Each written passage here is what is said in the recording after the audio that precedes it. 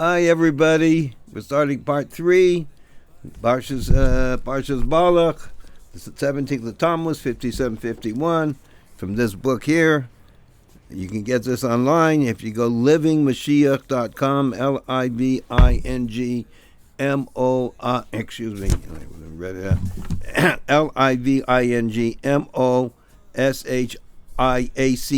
Moshiach.com. And you open up, that's a website, you go to the library, and you go there, and you can check out, it will have it's the second half of Parshas Bamidbar, Dvar Malchus. And you open it up, and this starts, I think it starts on page 81 there, with this week's Parshah.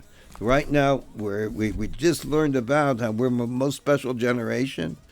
You know, there's one of the last sichos that were given out by the Rebbe. It wasn't sent, but it was given out in, I think it was the Frierdiker Rebbe, actually.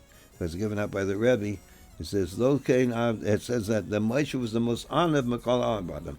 Moshe was the most humble of any man.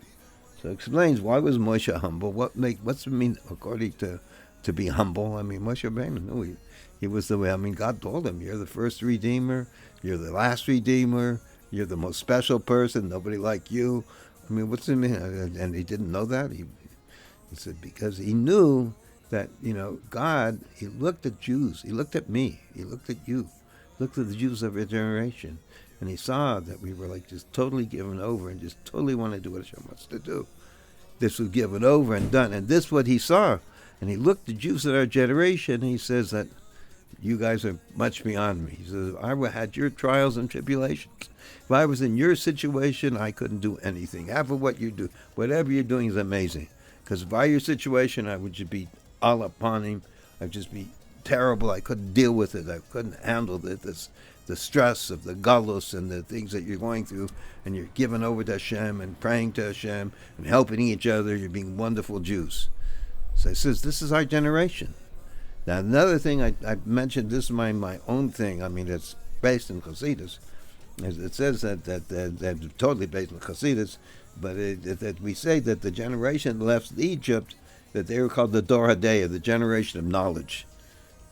And where it says that the Ariya Kodesh, it says that the generation of Mashiach, which the Rebbe calls we're the generation of Mashiach, final generation, it's the same generation left Mitzrayim. In other words, we are the final tikkun to going into the Gula Shlema. So what's the Dor HaDeya? It says they were so. We're talking about recently. We read about the spies going in, and they were punished because they didn't listen to Moshe. They made up stories, false stories, and this and that. And it says over there, "Ein lehem chaluk olam haba." They don't have a portion in the world to come, which is usually taught as a very terrible thing. But Rebbe brings the Chassidus. It says that there was such a high level that the world to come is just revelations of godliness, and this was beyond that. So the Dor HaDeya, they saw godliness, but it's called the door of knowledge. Our generation is the generation of Atzmus. It's Galas Atzmus. That's even higher. That's the part. It's called the revelation of the Eibush himself. And we're the tikkun for that generation. That's all the Jews doing tshuva.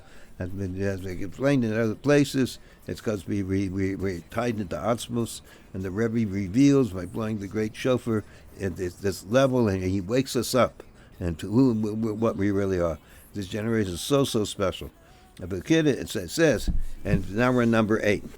And in addition to the innovation with our generation itself this year, in addition to the fact that we're standing very close to true and complete redemption, indeed, this year, Teishanas Niflaos Areno, that will be, that if you look at the Tefshin Nun Aleph, that it will be a year that I will show them wonders, as is the acronym of the Hebrew letters. The numbers of this year is 5751. So if you take the first letters and you make a word, and it shows a sentence that I will show them wonders, which has spread among all the widespread of the Jewish people. This concept being accepted by everybody, that the years in which we will be fulfilled, in the year in which we will fulfill the prophecy, like the days you left Egypt, I will show them wonders. And the wonders we already actually seen, which testify that this is the year in which the King Moshiach is revealed, including the hour that the King Moshiach comes, and he announces to the Jewish people, humble ones, the time of your redemption has arrived. As it says in Yalkut Shimoni, include the proclamation is, here he, the Mashiach comes, that he's already come. Rebbe puts in italics, meaning that we are already standing on the threshold of the beginning of the days of Moshiach, on the threshold of the beginning of the redemption, and immediately in its connection and its completeness. So we're standing there, we're all holding by Moshiach, we're holding by this level. Rebbe other places says that we're sitting at the table of Moshiach. We just have to open our eyes, and food is there. And since it is also, and since it is so, it is certain that on the 17th of Tammuz, which occurs on Shabbos, and in all the 3 weeks of the Bein HaMetzarim in this year, the emphasis is on the matter of redemption, and not only the preparation for redemption, rather, the basic thing, rather, the Rebbe puts them in italics, emphasizes that the redemption comes in actually in this Holy Shabbos day, that even before the beginning of Bein HaMetzarim, and automatically these days will be transferred in joy, gladness, and good to joy, gladness, and good festivals. Now we're in number 9. So now we have to understand the Rebbe is saying this is where we're at. And we have, by learning this, we have to learn to see it. We can see it. When you talk and you understand what a Jew is and how special we are, and you see what's happening in the world, and you see the Jews are just standing, the Rebbe says you have to learn it and look at it and see this. And when you study this, you get to see it more. And Baruch Hashem, we should pray also all the time. We should see it. I'm reminded just saying about praying for this. I remember that we should see the reality of what's happening. But I remember I was at somebody's house. I have some very amazing private items of the Rebbe, which I talk about. Very helpful. It's very, I think, they're meaning for everybody. So at somebody's house, and there was a young lady who was telling me she had Yechidus from the Rebbe. She was like 28. It was impossible. I didn't know what she was talking about. So she said, when you have a dream from Rebbe, it's like a Yechidus from the Rebbe. And so she had one dream she told us about, another one she wouldn't say. And then she told me that we prayed that Moshiach should come in our dreams. That's what they pray, Moshiach should come. Rebbe should come in their dreams. And so I was talking to another friend of mine, and his wife actually, and she was telling me, the girls pray for this. They're praying to see Moshiach. Moshiach should appear in front of their eyes, at least in their dreams. Anyways, I'm just thinking about that. It's a very, very special time. So, but according to here, we should pray to Hashem that we should see the Geula in front of our eyes. We should live Geula. This is our prayer. That's okay. Now we're on number 9. And from this, it's understood that the days of Bein HaMetzarim, the 3 weeks of this year, there must be a special storm with advanced vigor and greater strength in everything connected to the study of the matters of the redemption, Moshiach, and the building of the third Beis Hamikdosh. It is known and publicized among the widespread of the Jewish people for many years now regarding the custom that in the days of Bein HaMetzarim, the 3 weeks, we added the learning of Torah regarding the Beis Hamikdosh, based on the words of the Midrash. Come and see when Hashem shows Yechezkel the structure of the house, the Beis Hamikdosh, and he says, "Tell the Jewish people about the house, and they will be ashamed for their sins." And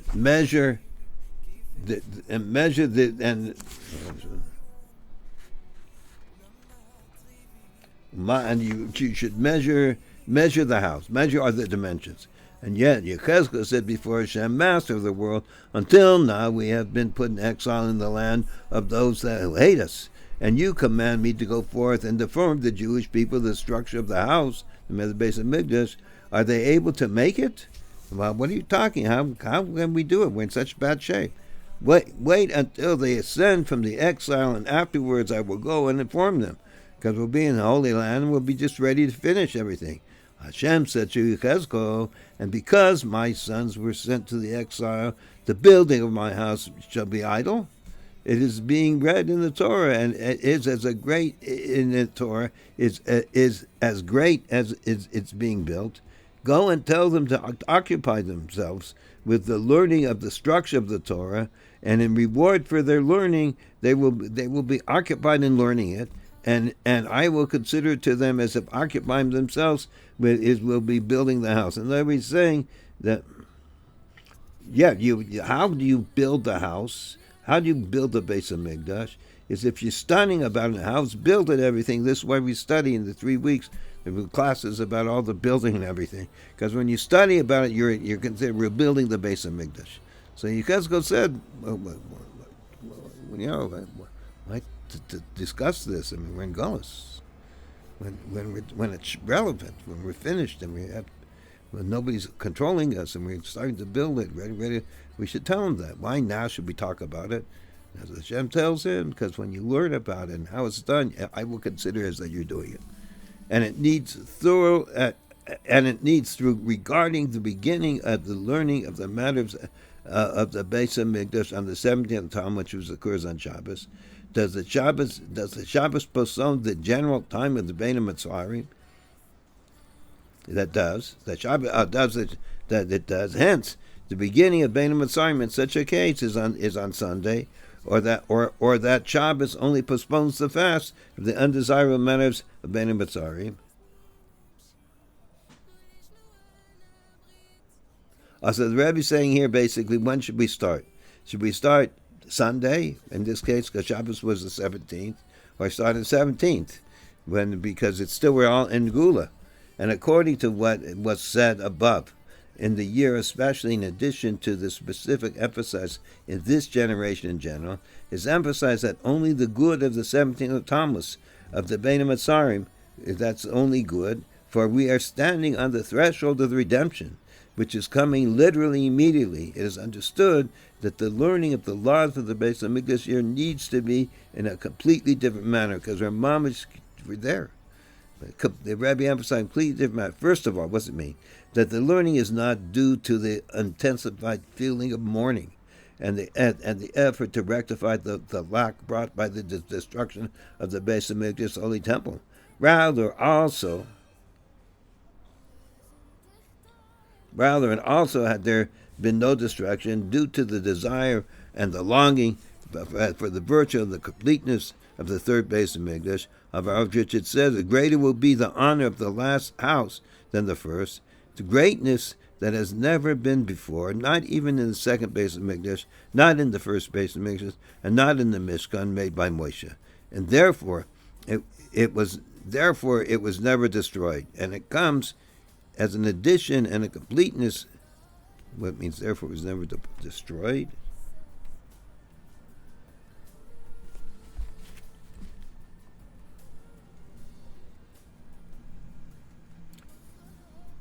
The line of Shlem is a bit of Allah Nemar Gal Yekobot Bazem Amakal Achron Gadol Shalo Ayizem Olam will believe it, but Mela Lo Hayabal Korban. I know what that means, but Bazer Paul Al Safa B'Shlemus Al Milas and Mishkan Beis Hamikdosh Beis.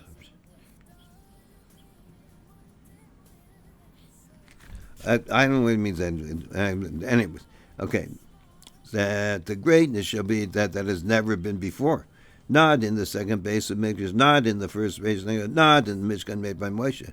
And therefore it was never destroyed. I guess the greatness by Moshe was that the Mishkan was never destroyed. And it comes in addition and a completeness surpassing the virtue of the Mishkan, the first Beis Hamikdosh, and the second Beis Hamikdosh, being even beyond that, not only in the matter of returning something that was taken away as a collateral that existed before, and then not only would it be a way that Hashem took away the Beis Hamikdosh. We talk about the Shabbos Chazon, but that talks about how Hashem shows us the Beis Hamikdosh and takes it away until we're ready.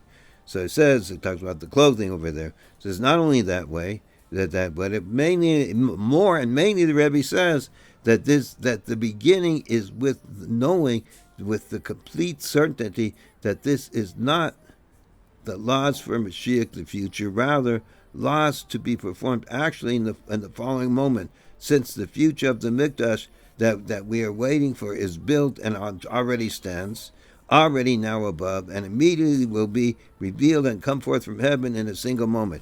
In other words, the Rebbe is saying in here that when we're learning the laws now, because it's something relevant that's going to happen right away. So we have to learn all to do because we're going to be doing tomorrow, right away. And that's the Rebbe is saying. Why do we say this? Because we already have the Beis Hamikdosh. It's standing up above. It's ready to come down. So nothing has to be changed, nothing has to be built.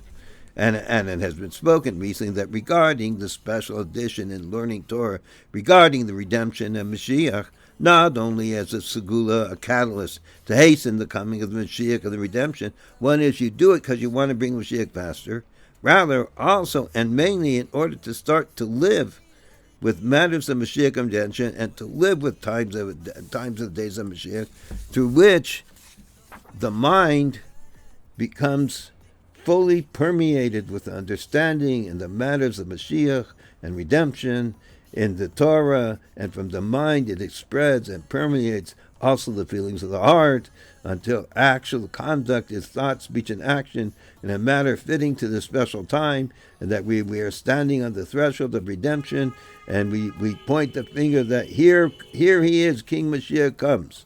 So the Rebbe is saying such an amazing thing that that's the whole idea of Dvar Malchus, is to teach us this.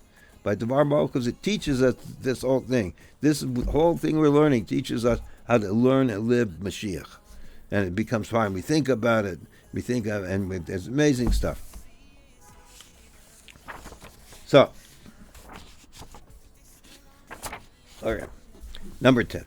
And we may add that an additional point in the understanding the necessity and the virtue of learning Torah regarding Mashiach, the redemption and the building of the third Beis Hamikdosh as an entrance to the beginning of the days of Mashiach, and by the way of preference. Although our sages say, we're on number 10, chapter 10, and though our sages say that Mashiach comes b'hesek hadas, that it's just going to unexpectedly, this does not contradict, heaven forbid, the necessity of thought and meditation in the manner of knowing that he ties his mind to it with a very firm, strong knot, and strongly attaches his thought to it, to matters of Mashiach and redemption. First and foremost, the meditation to know and recognize that we already are standing in the entrance of the days of Mashiach. Here he comes, since all the kitzim have already passed, and tshuva has already been done, and all the aspects of the service necessary to complete in the time of the exile have been finished completely. It's amazing stuff. I mean, the Rebbe saying this, and without the Rebbe saying that, I don't think I would believe it. But the Rebbe saying, you have to take a look, you have to understand it, think about this, and see it in the world.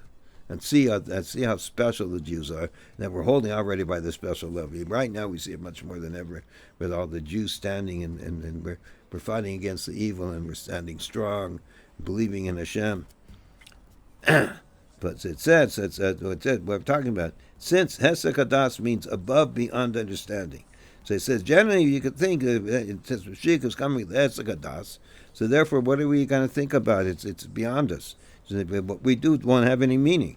But it says, since Hesek Hadas means above and beyond understanding, that's not understood, unexpected, meaning that after the matter permeates his mind through the meditation, it becomes for him in a matter of beyond and above understanding. For in order for it to be above understanding, there must be first understanding. In other words, first we learn what the Rebbe is saying about the redemption, and we learn the other sichos, other earlier things in Dvar Malchus, this last Rebbe spoke. We learn how it works and how it says, and how the world's running, and the specialness in the world and the miracles. And first we understand it. And then after that, then it says, after understanding it, we understand that it's above understanding. It's miraculous. And regarding, like when you understand the Baal Tshuva of this generation, it's above understanding that a person is a Baal Tshuva of this generation. And regarding action, despite the storm regarding the recent this year, Te'eh Shnas Niflaos, that this should be this be a year that we should see miracles. After seeing the wonders which testified that this year is in which the King Moshiach is revealed, we see that it is hard to really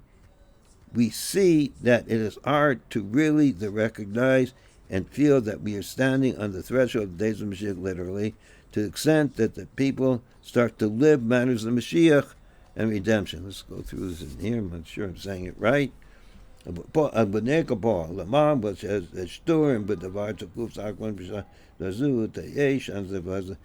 that they made a big excitement, a big excitement about this is the year we're going to see miracles. And we saw many miracles.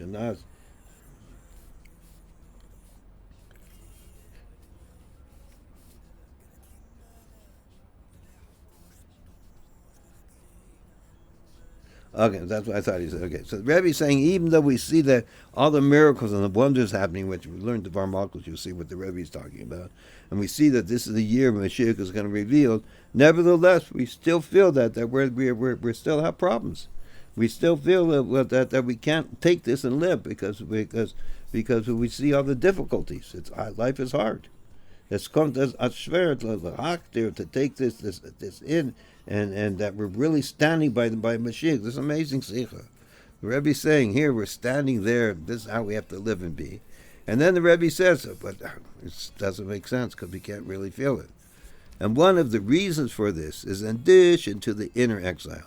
Since we are still lacking the complete phenomenon of Arenim Niflaos, I will show them wonders, as the wonders and the order of the verse says, like the days I left Egypt, I will show them wonders.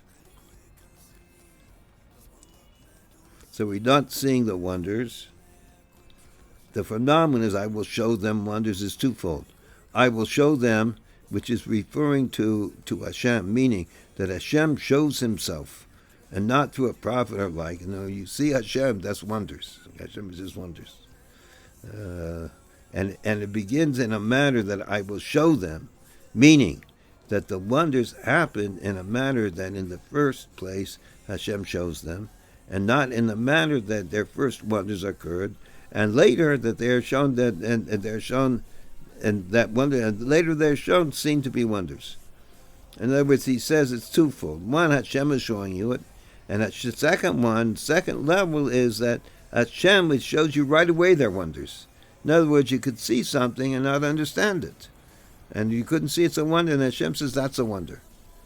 But Hashem will show you wonders, and first place they're wonders, which is not so with the order of the manner of wonders I will show them, as an acronym of the year, that it will be a year that when the wonders, 5751, that it would be a year that the wonders I will show them, that occurred, that incidents occurred that are in the category of wonders, and afterwards it's necessary to start to explain and arouse regarding the seeing the wonders, to see them in signs of redemption. Moreover, and mainly that I will show them Hashem himself has not yet happened, that Hashem himself shows each and every one of the Jewish people the wonders of redemption, which then is there no need for explanation to help and recognize the feeling of the wonders. It is hard to achieve that it should permeate the recognition, the feeling of the person. It's amazing things. The Rebbe first tells us the most amazing things, that we have to learn redemption and live redemption and live it.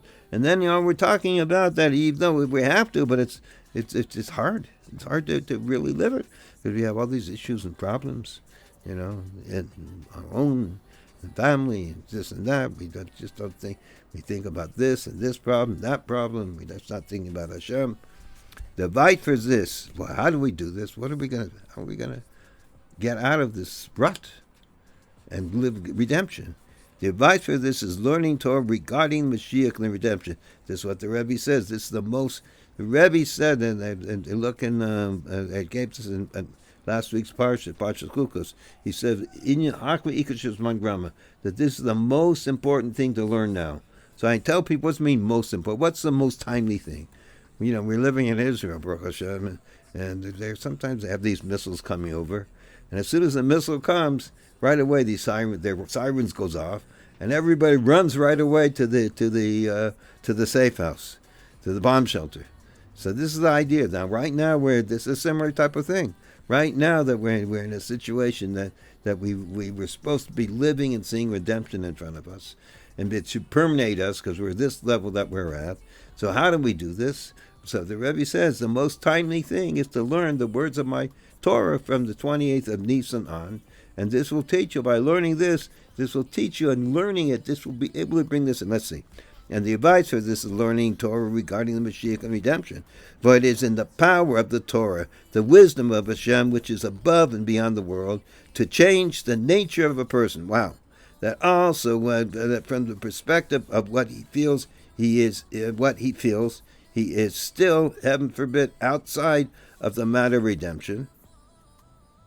that when he feels this, since he has not yet left his inner exile, nevertheless, through learning Torah about the redemption, one ascends to a state of redemption, and wow, so we reach this level and starts living with the matters of redemption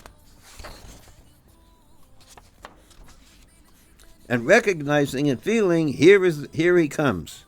This is like an amazing thing. I mean, this is like, I've been through like a lot of difficulties in my life, and really a lot. And I was for a while. I was for a year. I was in Kollel in Ramat Aviv. The whole crazy story over there. Personally, I was going through a lot of difficulties, and about the whole time, whenever I had difficulty, I always learned Dvar Malchus, and it always kept me going. And I also tried to do Masoyim. I gave out the water for the Rebbe, helped people out all the time. And at that time, my chavrusa was a holy Jew, David Levine. He had like 16 kids on kind of horror. He used to be a civil engineer, an aviation engineer. He came here, he worked for the government, and they had some sort of big thing, and I forget the name of it, and they had 200 engineers. It broke down in the middle, so he was unemployed. He became a sofer. He had all these children, and always very poor. And then, by Mumbai, there was a terrorist act in Mumbai. There was a terrorist action in Mumbai, and his son-in-law was killed. He was a mashgiach or something, a Bubba, I think. And after that, and they had like 8-9 kids still at home. And his wife had a stroke, and he got sick. And when I met him, I didn't know he's depressed a lot. They had no money. They had all these kids, and it was such a bad thing that and they couldn't. Neither he or his wife could hang out laundry. And in Israel, electricity is very expensive, and especially when you're running a dryer for a family of 10 people, 11 people. So they had these tremendous bills that were always cutting off. So I used to put the bills on the refrigerator. Open his son-in-law, so I could see it. His wife used to argue. It's funny, it's the argument. She said, "You have no faith in Hashem. We shouldn't have to do that." But anyways, amazing guy. So I sat with him, and we learned this book. Not this with Shemos, but the English. We learned the whole several hours a day. This, and after several months, his wife told me his wife said she has a husband comes to me because he was just depressed before. And I remember I had a lot of difficulties. So I always write to Rebbe Moshiach because I opened up Igros. And the Rebbe said it's not a small thing to put Chassidish Warmkeit in a Chassidish family. And here he was, and now he probably has about 40 or 50 grandchildren, and then it's like because of learning Dvar Malchus that we're talking about. He felt the redemption, and his whole life he changed. He became a happy person. I remember I was going there for Yantov, and I had to stay a couple blocks away. They were in Bnei Brak. I didn't have my glasses all the time. When you don't wear glasses, you don't see so good, a little bit distance. But but you kind of see the person how he is, aura. And I see this person look like a young man. Everybody there was like not like this, not energy. And he was coming, and I was seeing this young energy. I gets closer. That's my friend. I mean, this learning of Dvar Malchus, like the Rebbe says, totally was permeated, and changed his whole life. And so now we're in number 11. So really to learn this stuff. I've been given a bracha by my mashbi, and the Rebbe continues telling me that I have to teach this. And then especially in English, the Rebbe told me at the same time, when I got that Igros, the Rebbe said it's very important to teach these things, and can't wait till they learn the language. Since then, I've always taught individually in a few classes. People really like it. It really lightens up. Several people told me that you turned me on to Dvar Malchus. It changed my life. And that's what the Rebbe's talking right here. It's amazing, Sikha. Number 11. And then we may connect with Pirkei Avos, the study of Shabbos, the 6th chapter. Every week we read one chapter in the Ethics of the Father. And this was, the Rebbe said this was the 6th. The sage is taught in the terminology of the Mishnah, blessed is he who has chosen from them and their teachings. Rebbe Meir says, whoever occupies themselves with the Torah for its sake merits many things. And we must understand this statement. The sage is taught in the terminology of the Mishnah, as is known than an introduction to an entire chapter. Meaning, this is a meaning to say that okay, but this because open up Mishnah the he Parshas Hagdam l'Kol Perek. So this thing that they're saying that says that the sages start in the termination of the Mishnah. This is an introduction to the whole chapter of the fifth chapter. Kloma Brisa Hi Balashon Mishnah Yishinoi Ava Eno Mishnah. So it says, what's this mean? It says okay, there's different levels. There's a Mishnah, a Brisa. There are technical terminologies, and one is more powerful the Mishnah than the Brisa of the time. So it says, and the meaning to say that it is a Brisa, and it's written in the terminology of the Mishnah, although it is not actually a Mishnah. And what did the sages teach? Rebbe Meir says, and it being that until this point, all the chapters were Mishnah. We're Mishnayos. It is needed to clarify, to notify us that here on out it's Brises, which is a lower level. Being that the introduction is not a paragraph on its own, rather together in the Mishnah, in the words of Rebbe Meir regarding the virtue of the study of the Torah for its own sake. It makes sense to say that they have a connection and a common point. In other words,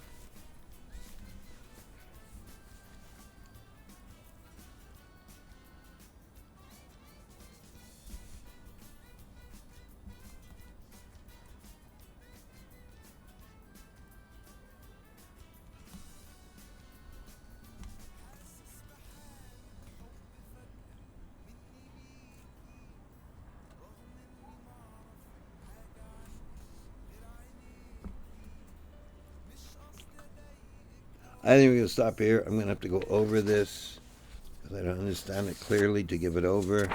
Maybe we just take a slow. Hold on. Make a pause and go over this so I can understand it better. Then I'll give it over to you guys.